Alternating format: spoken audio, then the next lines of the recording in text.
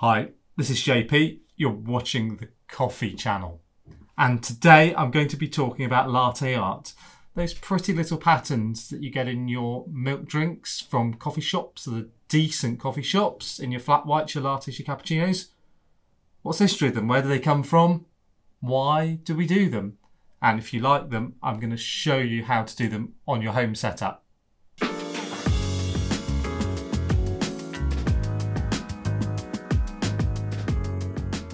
The exact history of latte art is kind of lost in the mists of time. It's probable that someone in an Italian coffee shop back in the 1960s started finding that they could pour some sort of pattern in cappuccinos. But we can trace the sort of modern history of latte art back to a coffee shop in Seattle called Espresso Vivace, owned by David Schomer. And he was the guy who popularised latte art. Not invented it. He saw it somewhere else before, but he came up with the term rosetta for the kind of fern-like pour that you do. And he was the person who started doing latte art courses. And it was from that moment on that latte art started appearing in American coffee shops, in Australia, New Zealand, and eventually it made its way over to the UK, albeit rather slowly. I don't recall seeing latte art in a coffee shop until about 15 years ago, and it was an absolute revelation for me looking at someone pour something with a free pour and getting this amazing shape in their coffee. Now, there's a question of why we do it. Why has it become a thing? Well, it's mainly to show that the milk has been correctly textured. So when you pour milk that's not correctly textured, and that's where the foam and the microfoam hasn't integrated with the steamed milk properly, you can't pour latte art. And this is a sort of drink that you would have got in a Starbucks and a chain coffee shop a few years ago. Even now you might get that sort of thing where the barista will pour it and a lot of steamed milk will come out at the beginning, and then all of the kind of foamed milk will come out at the end, and it will be too lumpy because it won't be mixed together very well, and there'll be no way you can pour latte art. And this is usually what happens with a beginner when you're first starting to pour latte art and steam milk with your home espresso machine. You'll find that you haven't mixed the milk properly and you won't be able to pour latte art. So one of the reasons that specialty coffee shops started pouring latte art was to show that their milk was actually textured properly, and that milk was going to be the same all the way down through the drink. So it wasn't going to be a load of pappy froth at the top of the coffee and then sort of a bit of steamed milk towards the bottom, so it felt like just a milky coffee. It was actually nice microfoam all the way through your coffee. And it's like the study of semiotics, symbols. It's almost placing extra value on the coffee and giving a symbol to the consumer that this is a more exotic, a more high-priced, a more luxury good with that latte art in it. It's showing you that this is something that's been worthy of more attention, that more care has been taken in producing this particular coffee. And that's something that's really important. And even now, if I'm in an unfamiliar place and I see a coffee shop, I'll look for some of these kind of symbols of it being a good one.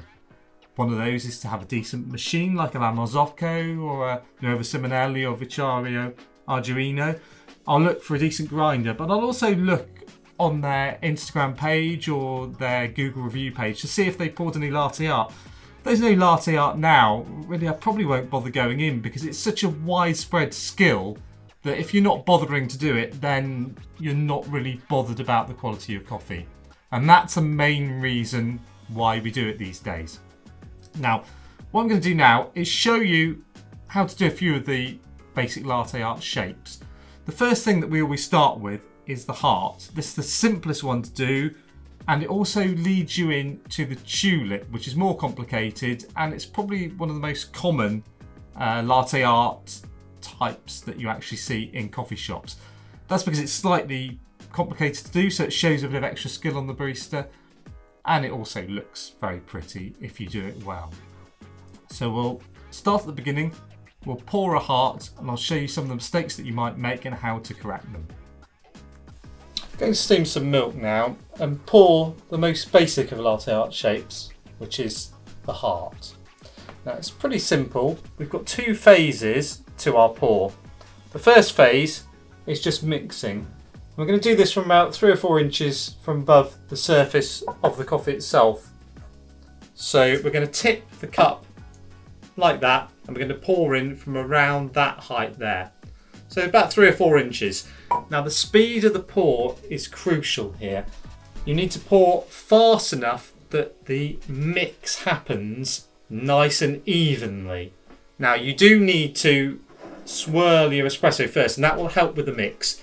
But the speed of the pour of the milk in a little circle like that, from about 3 or 4 inches above the top of the coffee, that is crucial. And it's something that you'll get with practice. But you want the milk to go down below the crema initially until you've got a nice layer of milk and crema mixed together, and you can't see through that through to just the plain brown coffee. That's when you start the second phase of it, and you go straight down as close to the coffee as possible, and you're going to pour whilst straightening up the cup. You're going to pour just back from the middle of the coffee, in the middle of the cup, and then you're going to gradually move inwards to make the heart shape. Then once you've got nearly to the top and your cup is level, you're going to come up and cut across with the milk, and that will make the last bit of your heart. So let's steam some milk. We'll talk about the steaming process, and we'll pour a latte art heart.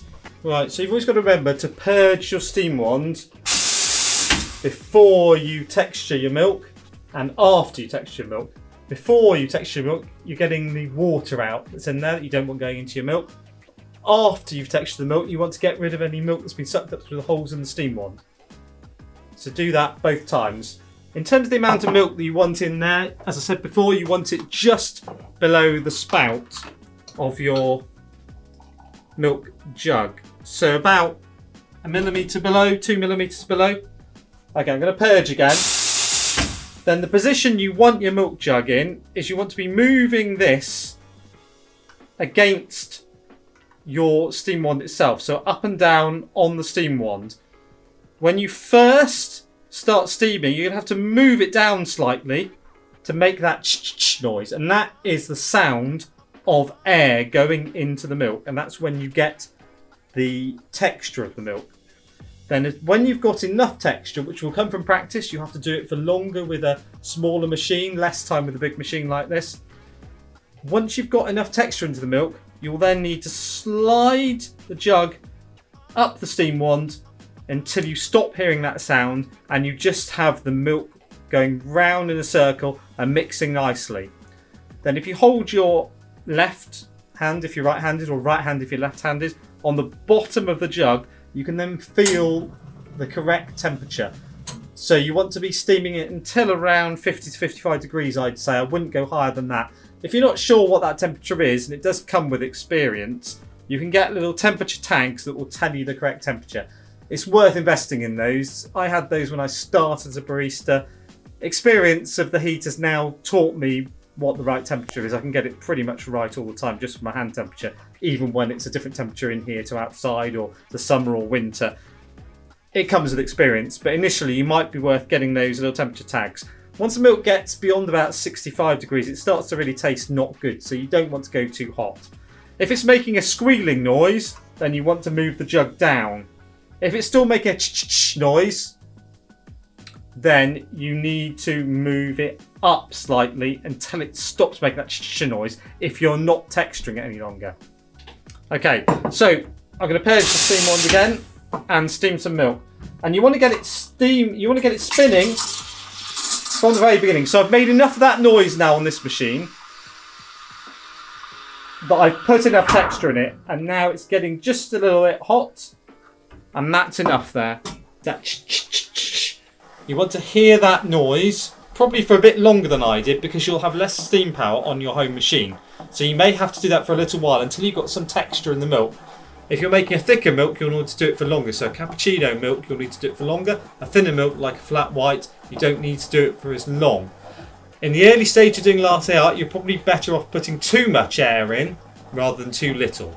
because it'll be easier to pour some sort of shape. You won't get as good definition as with thinner milk, but you'll get an easier pour to make some sort of shape. The other thing to remember is you've got to get the milk swirling, and you do that by adjusting the angle of the pitcher until the milk is swirling. That's really important. As I said before, it mixes the two types of milk together. Okay, swirl the espresso. Again, this is really important. We've got to swirl the espresso to get that mix nice and clean. Now we're going to pour in from around 3 to 4 inches and mix nicely like that. Then we're going to go down as close to the milk as possible. I'm going to go into the middle and cut through like so. And there we've got a very, very basic heart. And that's pretty easy. Most people should be able to do that with a bit of practice. That's not a particularly good example, but it's okay. If you're having problems with it, the main thing that's going to go wrong is you're either trying to do too much swirly stuff here, or you've not got your milk spinning enough. Go back, start again, make another coffee. If it helps you, you can often use 2 shots made from 1 double basket. If you've got a splitter, you can make 2 smaller shots, single shots, and that will give you 2 at once to practice on. But it will also mean that you've got a bit more depth in the cup to play with, because a single espresso takes up less space in the cup, so you've got more room to pour with. A few mistakes that I've often seen beginners make when they first start pouring latte art. The first one is in the actual pour itself, and they sort of pour the milk in like this, and then they start doing this weird wiggly thing like this because they've seen baristas doing rosettas and that's the way you do it, and they think that's how you pour latte art. But actually, that's a technique you don't need to worry about until much later. Get the simple heart nailed. You don't need to do any of this. All you need to do is pour down into the middle, come up and cut across like that. Don't worry about wiggling it from side to side. That'll only make it harder. The second thing that goes wrong earlier on really is when you haven't mixed the milk properly. And that's when you haven't got it spinning. I've said this so many times in this video, but it's so true. What happens if you haven't mixed it properly? It hasn't swirled around. It's not swirled around at speed. And sometimes this is just something that you can't overcome with your machine because it doesn't have enough steam power. So some of the really cheap machines just don't have enough steam power to get the milk moving. But you really need to integrate those 2 bits of milk. And what happens when you don't, you pour and you find you've got some really thin milk coming out that just looks like hot milk, which essentially is what it is. And then suddenly at the end of it, you sort of keep pouring and out comes this big blodge of foam, which you sort of think, oh, that looks a bit like a bit of latte art. But actually you've got no control over it.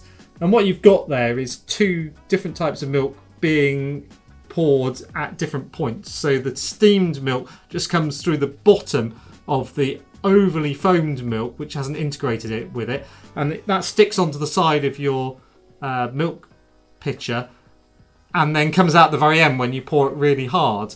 So you end up with this sort of pappy foam at the top, and it's just not very good, and it's not mixed together, and you'll find when you drink it, it doesn't really taste like a proper flat white because you're just getting this pappy foam that doesn't really actually go down your mouth.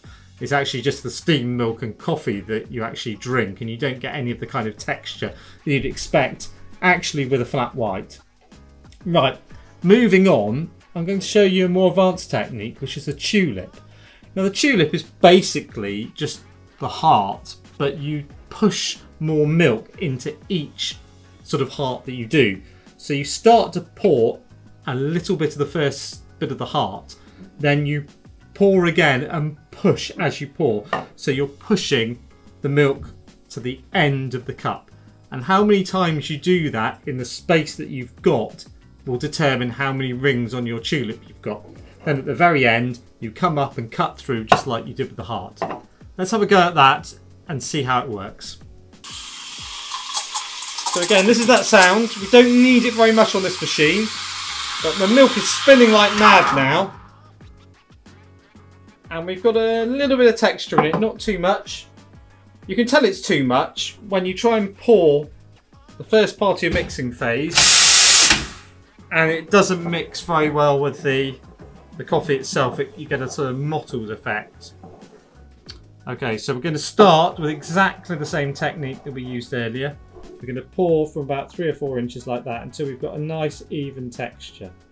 then we're going to drop down and we're going to pour into the middle, and then we're going to pour again and again, and we're going to push towards the end of the cup. At the very end, we're going to cut up and come through. And there we go, we've got a tulip there. So that's only a few leaves on that tulip. You can get maybe 20, I think I've got in a flat white in the past. The more coffees you pour, the better you'll get at doing this. So that's it. That is latte art. If you have any questions about latte art, if you're having any problems with it, drop us a comment in the comment section below and we'll see what we can do. There are a few common mistakes that I talked about earlier, but sometimes things don't work quite as you expect. Your equipment's a little bit different. So it's always worth asking us, because I've worked with loads of different machines over the years, some of them home machines. I've worked with home baristas. So if you do have any problems, we've usually encountered them before. Okay, so if you like the video, please like and subscribe. We'll have some new videos out in the future. Give us some ideas of anything you want us to cover. Bye.